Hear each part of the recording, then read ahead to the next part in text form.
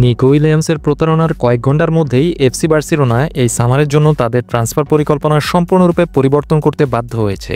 প্রথমে লিভারপুলের winger Luis ডিয়াজকে signing করতে চাওয়া সত্ত্বেও অ্যাথলেটিক বিলবাও ক্লাবের লেফট উইঙ্গার নিকো উইলিয়ামস তার এজেন্টের মাধ্যমে বার্সেলোনায় যোগদানের ইচ্ছা প্রকাশ করার পর তারা নিকো উইলিয়ামসকে সাইনিং করার সিদ্ধান্ত নেয়। যখন মনে হচ্ছিল এই ট্রান্সফার ঠিক পথেই আছে, ঠিক তখন নিকো উইলিয়ামস এক বিস্ময়কর ইউটার্ন করে অ্যাথলেটিক বিলবাও ক্লাবের সাথে 2035 সাল পর্যন্ত চুক্তি নবায়ন করে। বার্সার সাথে যোগাযোগকে পুঁজি করে নিকো উইলিয়ামস অ্যাথলেটিক বিলবাও ক্লাবে তার বেতন বাড়িয়েছে। এছাড়াও নিকো উইলিয়ামস 95 থেকে 100 মিলিয়ন ইউরোর বড় রিলিজ ক্লজ সহ একটি নতুন চুক্তিতে সাইনিং করেছে, যার ফলে বার্সেলোনা হতবাক হয়ে যায়।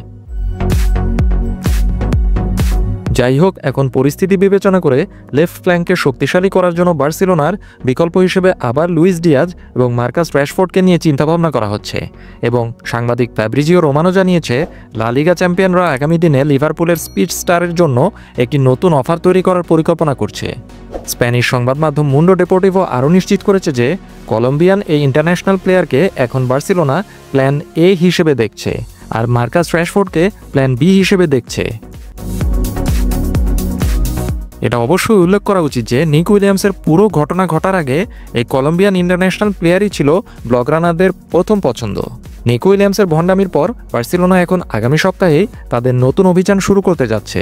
তবে এই কাজ সহজ হবে না, কারণ লিভারপুল ইতিমধ্যেই বার্সেলোনা এবং আরেক ইউরোপিয়ান জায়ান্ট বায়ার্ন মিউনিখ উভয়কে স্পষ্ট করে জানিয়ে দিয়েছে যে তারা লুইস ডিয়াজকে কোনোভাবেই বিক্রি করতে চায় না।